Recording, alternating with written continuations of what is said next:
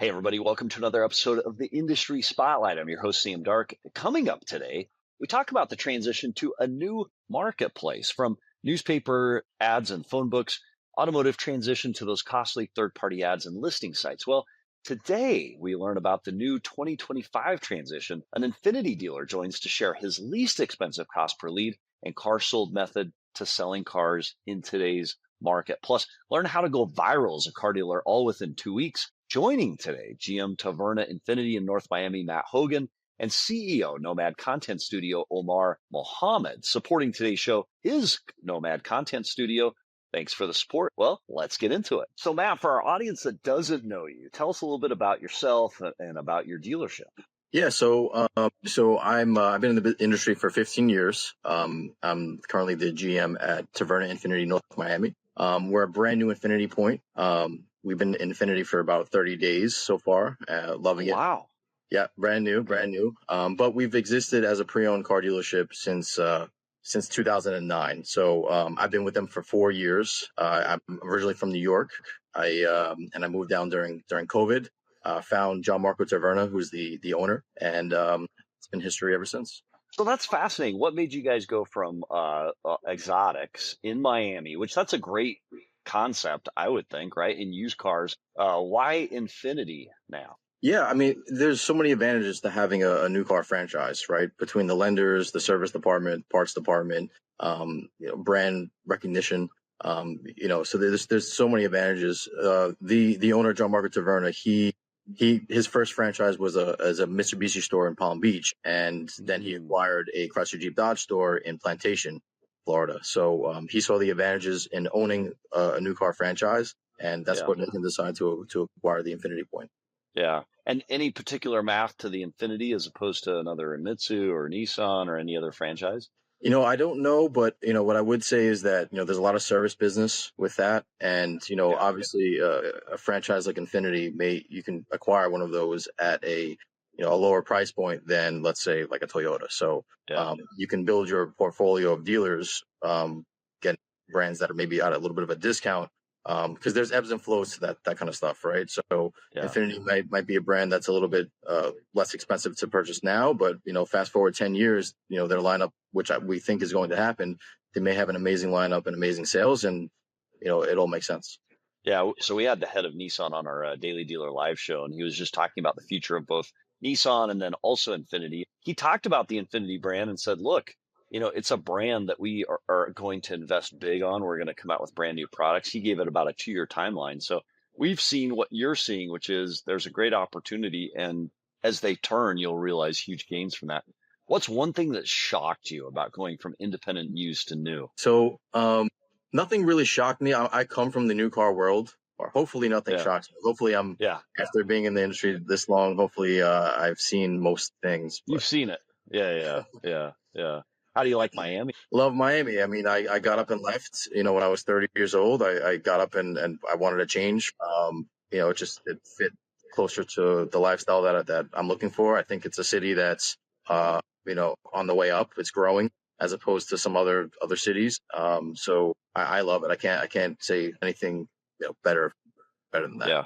So you recently said, hey, look, we're a brand new Infinity dealership. We're in a marketplace where we've got to get the word out about the Infinity brand. And you were looking for ways to get more active on social media and other formats. Tell us a little bit about that. What went into that thinking? Yeah, so as a consumer of social media myself, I followed a lot of the car guys that are doing the social media, and I was always curious about, hey, if we got into that, how much more business can we get?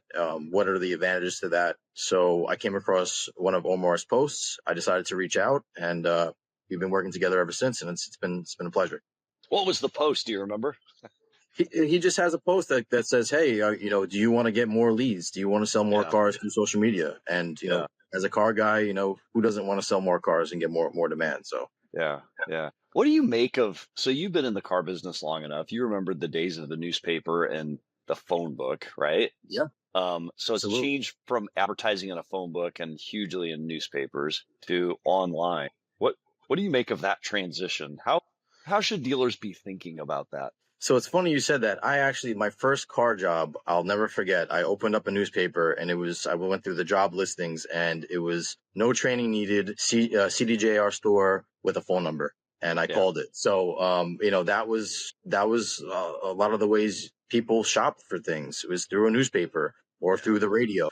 Today it's completely different. Today, people spend most of their time on their phones, or on a laptop. That's how people consume information now. So, it's as time has gone on, technology has changed, and the way people consume information has changed. So, and as such, do you see dealers in your area in Miami that are still holding or clinging to the old and aren't on the new? And do you see that there's a cost to them not being in on social in that same way? 100%, 100%. So, the Chrysler Jeep Dodge store that we acquired, was run super old school. They were advertising through the newspaper, just like you said, through radio.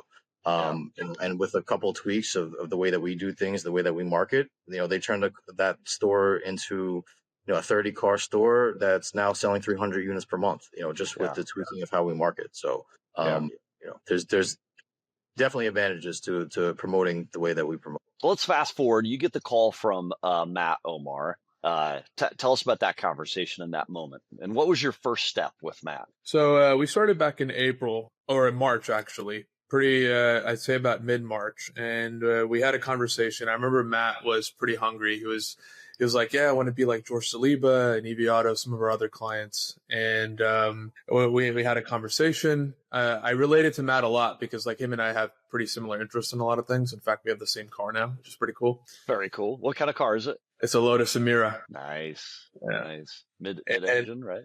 Yep, mid-engine. So hopped on a call and I'm like, yeah, dude, I mean, it's good. We at that point had proved quite a bit of our theses of using social to sell cars, and we had him hop on, taught him what we call our 5 buckets of content. And like within 2 weeks from the moment that he started with us, we had our first post go out. And how soon would you say our first viral video was? Probably about a week, maybe 3 weeks in? Yeah, probably about 2 weeks in, actually. And the conversation in the beginning was, what I'm not a very public person, right?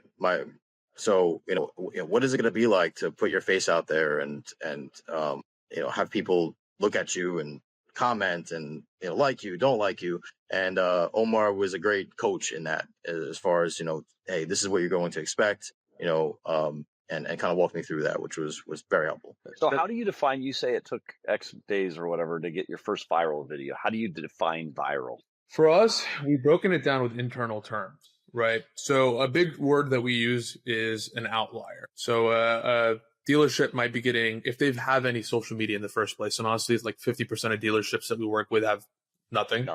Social. Start zero. Yeah. So the outlier there isn't really hard to get.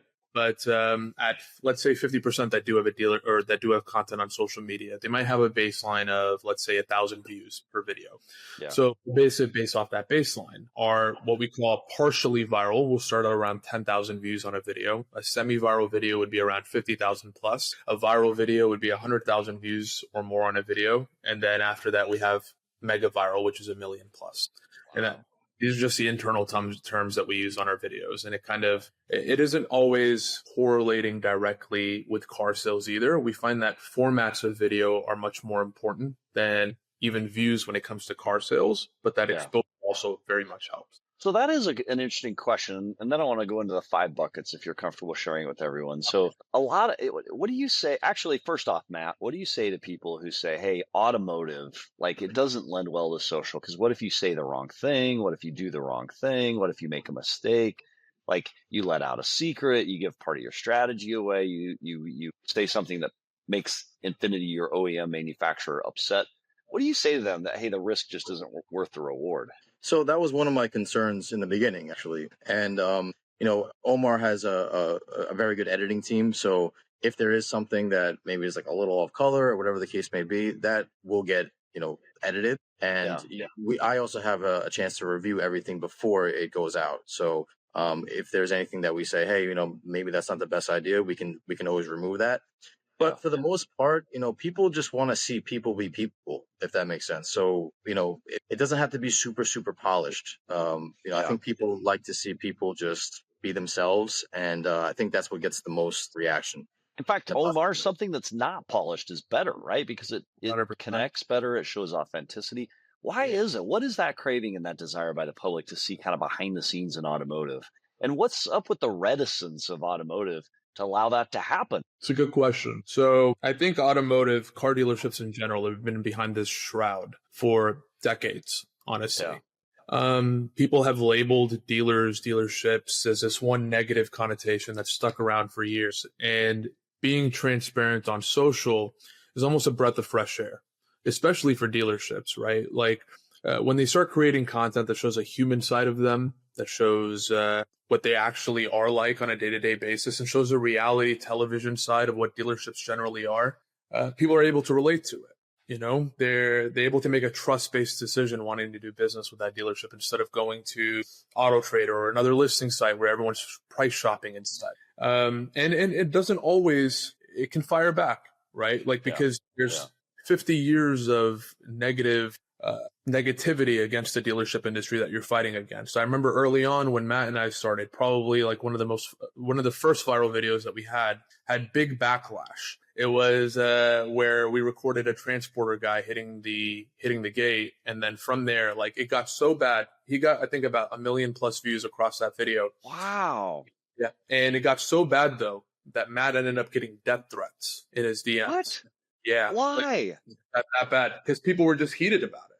Well, so I guess what I learned is the trucking community is a very tight-knit community. So, a truck driver hit our gate, broke the gate, and it was just a video of me going out there and just, taking care of the situation. People just didn't like the way I took care of it. So we ended up removing that one, but, we got a lot of views, long story short, So Matt, how do you reconcile a lot of views with a lot of it being hateful and frustrating?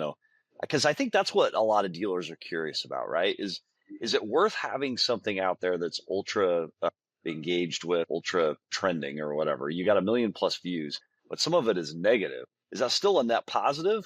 Any news is good news, or is it, or is there a risk to that, Matt? Yeah, I would say so. That was only one case, right? So, that's how many videos have we done now at this point? We've done hundreds of videos. That's one case that has happened. So when you look at the percentage of that happening, it's minimal. It's less than 1%. So, and we took it down and we moved on. But and views don't, from what I've seen, Omar might be able to answer this better, but the views don't always correlate to leads and sales. I'll have a video that gets 10, 15,000 views and I'll get 10 leads from that, as opposed to a video that may get 300,000 views and I won't get a single lead from it. Okay, so what's the common tie-in with a video that does well and gets lots of leads or lots of referrals or car sales? Like, how do you quantify that effective video? What's the common trait between the video that gets viewed and sells cars? So for me, what I've had a lot of success is people with not the best credit. So it'll be a video of me. A salesperson will come to me with a credit application. I'll get them approved. And people will see me talk to the client and talk about their credit. And people will say, "Hey, listen, I'm in that same position. If he can do it with that person, they can do it with me." So they'll reach out to me, and most of the time we can get them some sort of approval. Yeah. Omar, thoughts on it? Yeah, that's what we found, right? So the leads, the video that a person can relate to themselves to in that situation, whether it's a video of someone low credit or if it's somebody that wants to trade in their Ferrari, the person who can relate to themselves in that as being the other person in that video is the person that's going to reach out to you. You're going to get more of that person, right? So that's the way we adjust it, especially in like our bucket 1 and bucket 2s, which we can touch up in a bit. It's a lot of interactions between the customer and the person at the dealership. And if they're able to relate to themselves in the situation of that customer, then you're going to get a lot more leads from that same specific person. All right. So give us the 5 buckets of social media as it relates to automotive sales. Sure. And we even have a 6th bucket now for higher end cars, right? So we work with a few higher end brands, including a Porsche brand. And I think we're about to start with a Bentley and a Rolls Royce here in 15 days. So the 5 main buckets we have are phone calls with customers, customer interactions in person, a bucket that we internally call weird situations, but you can call them reality situations, car reviews, which is number 4. And then number 5, kind of umbrella it and call it our bucket fives, which includes like memes, skits, questions, things of that nature, trending content. And each of them serves their own purposes, right? So with bucket one, with phone call customer interactions, it's usually an interaction between the salesperson or a GM or a GSM and another customer. And this can be either real or faked, right? So it doesn't necessarily have to be with an actual customer. We have that customer, it's a conversation, and from there we just create a situation or a scenario that's fairly relatable to somebody on the other side. And that's the sort of stuff that turns into leads pretty well. Second one, customer interactions, which is an actual customer interaction with somebody that we film from beginning to end. Usually, so I would say about 30% of customers say they don't want to be filmed, which in that situation, we just move on and go do something else. But the 70% that do want to be filmed turns out to be really, really good content. And it is curious. You talk about interactions between a salesperson and a customer. You've got to get the customer's consent, right? Because you're going to be putting that all over social media. How do you do that?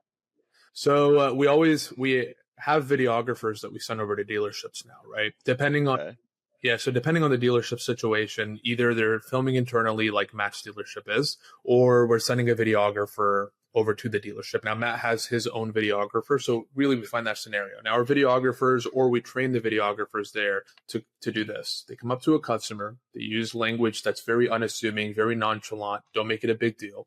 Come in and say, hey, we like filming for social media, we like being transparent, is that cool with you? And if the customer says, yeah, that's cool with me, we just keep the cameras rolling, and at that point, the videographer is a fly on the wall. Now, Omar, before you go to there, yeah, I can hear salespeople and sales managers and GMs everywhere going, wait, we're here to sell cars. We're not here to become social media stars. Like, you're going to mess up my car deal if you ask a customer, hey, can I record you? What's your response? Is there any truth to that? So here's what it is, right? First, content is a lifestyle shift, okay? There's nothing out there that builds such a strong moat and can get you a car buyer for so cheap compared to Auto Trader, listing sites, paid ads, whatever. That's social cam. But the cost for doing that is a lifestyle shift. Internally, dealerships are now having salespeople part of their job description to be on content. They're having GSMs become part of their job description to be on content. It's a lifestyle shift within the dealership. But the way we've broken it down is either videographer needs to be so unassuming and it needs to be so nonchalant and so not a big deal that a simple question shouldn't feel like a big ask for the customer. If they say no, they go do something else. If they say yes, then they continue filming, but they're a fly on the wall, right? They shouldn't be. So Omar, to that point, Matt, have any of your customers freaked out when you've asked them to be recorded? Like, it's kind of overplayed, that fear is, right? Everybody knows that social's out there, and there's some desire even to be a part of it a little bit, isn't there? Yeah, and also, when they are being recorded, they're like on their best behavior too. So maybe to ask for that extra few $100s off the car, then maybe they won't do it because they want to come up a certain way on camera in front of public. Yeah. But sure, go ahead. No, I was, just like you said, it's the way you approach it, right? If you're, hey, this is what we do here. Would you like to be on it? No one's ever freaked out. It's, and it is a lifestyle change for sure. In the beginning, when I started bringing the camera around, everyone was looking at me like, what the heck is this guy doing? Right? Like, we're here to sell cars. Yeah. But I had a little bit of the bigger picture. And I think we've only scratched the surface, to be honest with you. So have you rewritten it into your job descriptions where you've said, hey, part of your job is to be involved and engaged with these projects and allow your likeness image to be projected across the internet to benefit the store? It's not a part of the job description, but everyone actually enjoys it now, right? Because for the most part, everyone is a part of it. And they like to, my staff is pretty young. My average salesperson is probably about 25 years old. So this is the world that they grew up in. So it's not a big deal for them. And most of them enjoy it, actually. Yeah. Anyone push back hardcore initially when you said, hey, we're going to start doing this? No major pushback. But, I could tell, I could see the eyeballs in the beginning of like, what is this guy doing? But, overall, everyone has embraced it now and we enjoy it. Let me put it on that too from the vendor side there. Yeah. Like across dealerships, Matt's a GM, and from what I hear from his salespeople, he's kind of scary. But like at most dealerships, like there's always going to be a group of people that are much more open to it, and there's always going to be a group of people that don't want to be on camera at all. Yeah. And really, It's up to the videographer. It's very opportunistic, and it's very like the videographer is also playing director, right? So they're finding the salespeople that are more open to it. We even have old people that have been on there and they've been happy doing it. Yeah. Older So, salespeople. so you've got an audience right now. There's general managers, there's dealers all across the United States, actually Canada, who knows, maybe even over the world. I was recently at a meeting where I spoke to a group of 45 dealers. So there were dealers and GMs. And it's interesting. I felt like in that room, we had a ton of conversation on social media because of the podcast, the affiliation with Car Dealership Guy. And I'm going to divide this down by age. It's not just, I'm just doing it this way. There was a group of older car people who've been in the business as long as I have that know what's worked based on history, that were very comfortable with newspaper ads, television ads, phone book, and even stuff like digital leads and whatnot.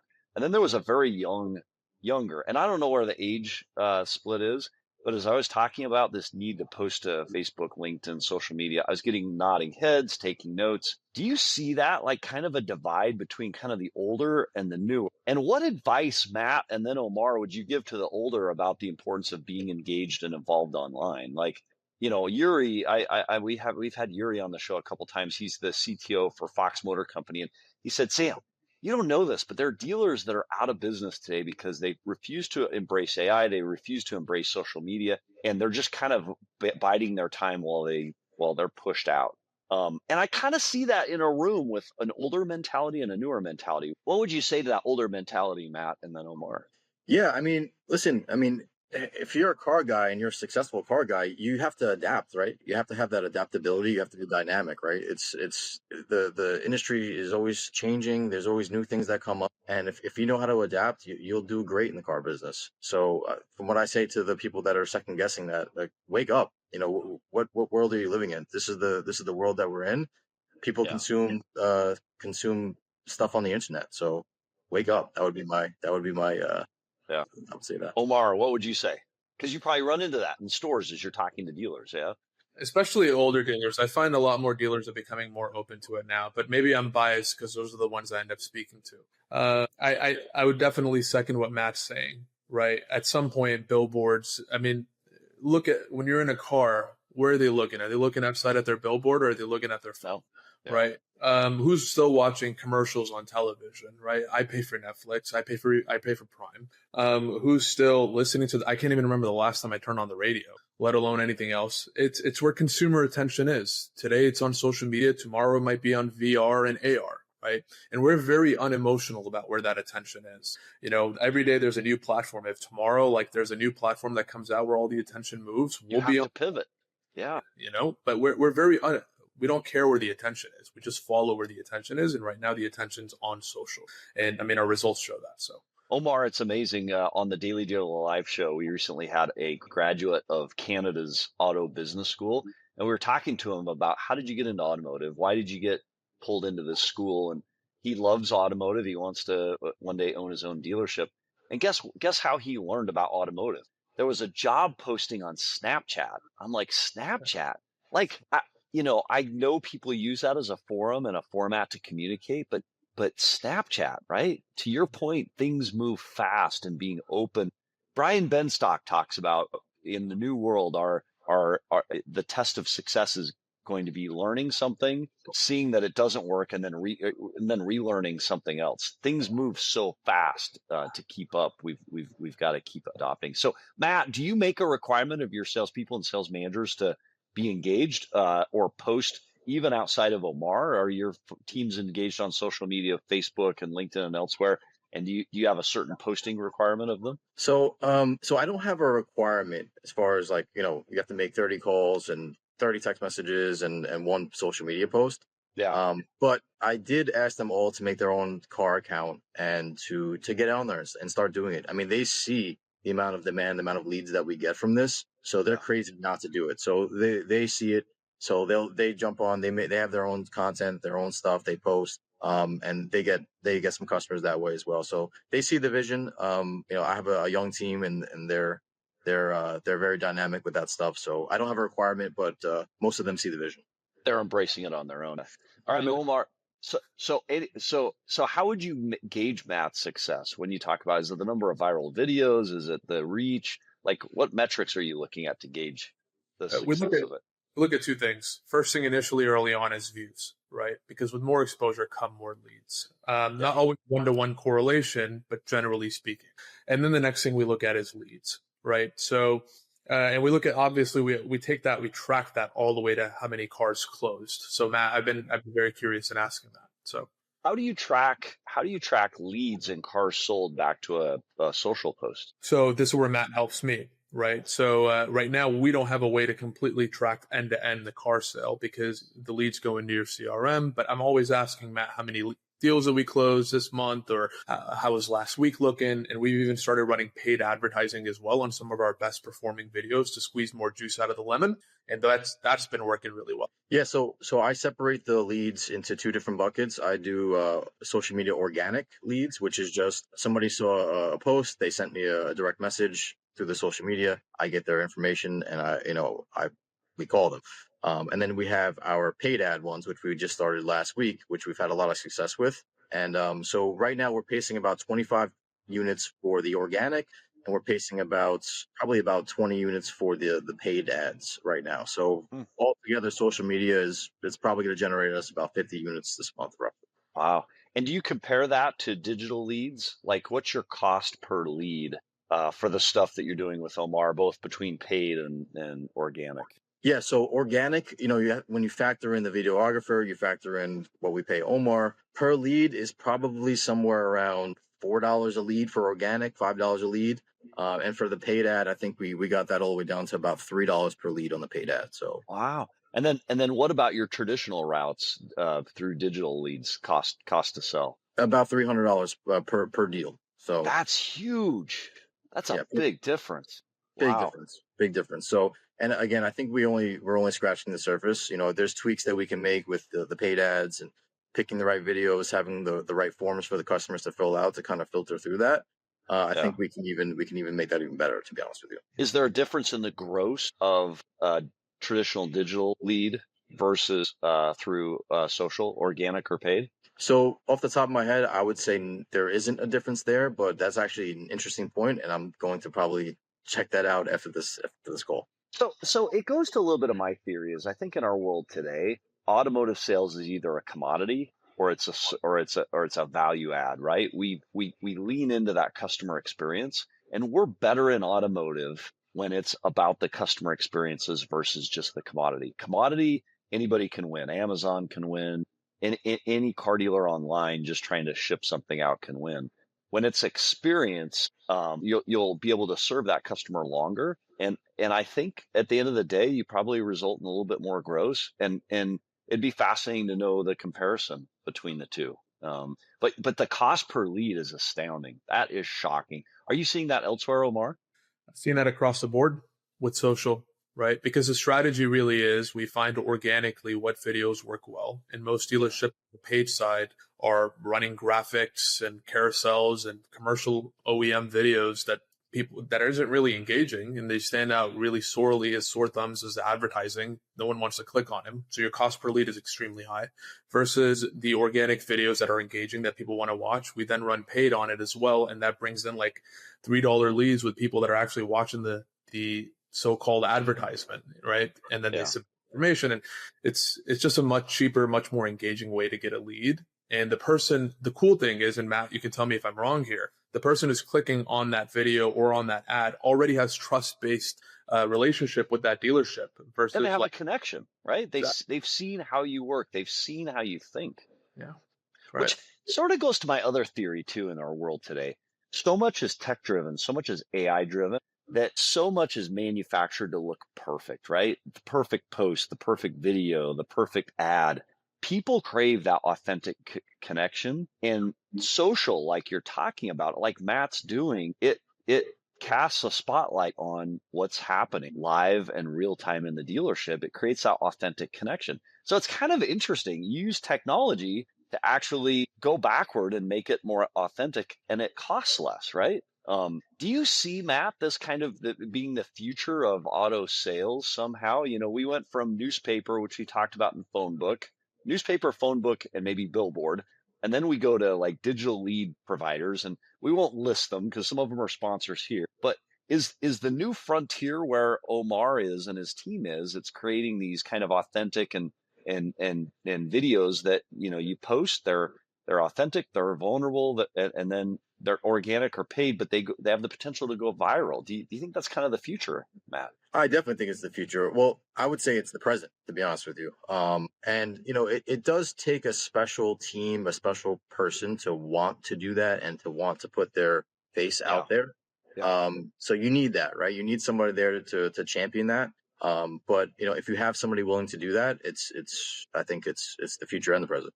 Yeah. All right. So last couple questions. I think some dealers watching will want to know. So Omar has his videographer he can send in the store.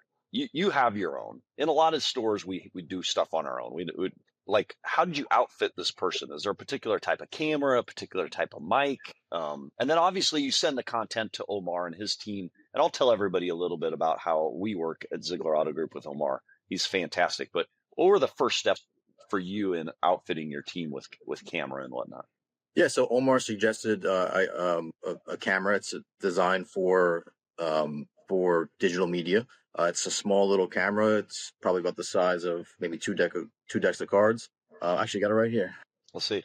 So this is the camera, very small. Hey, I've got one of those. I could show you. Yep. Thanks to Omar after NADA last year. Yep. So he sent me the link. I purchased it and I set it up on my desk, and that's how I started my first probably 50 videos of just filming myself talking to customers. And then from there, we hired a videographer because we wanted to start posting twice a day.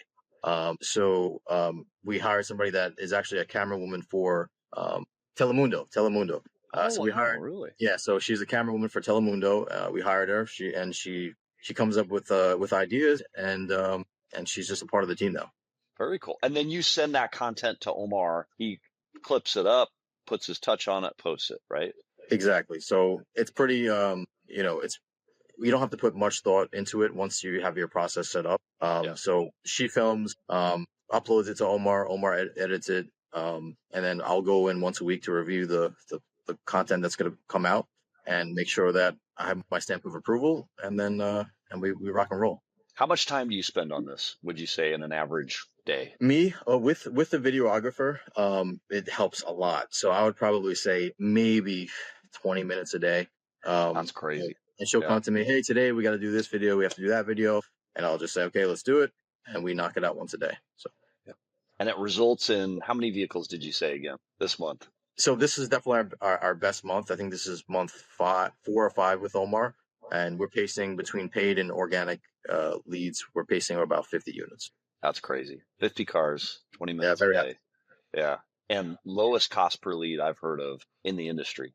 Absolutely crazy. Well, Matt Hogan, Omar Mo, awesome to talk to both of you guys. And, actually, as we wrap here, we should say what our relationship is. So Ziegler Auto Group, 4 years ago, we started an internal podcast because we saw the need to be able to communicate, connect with our employees.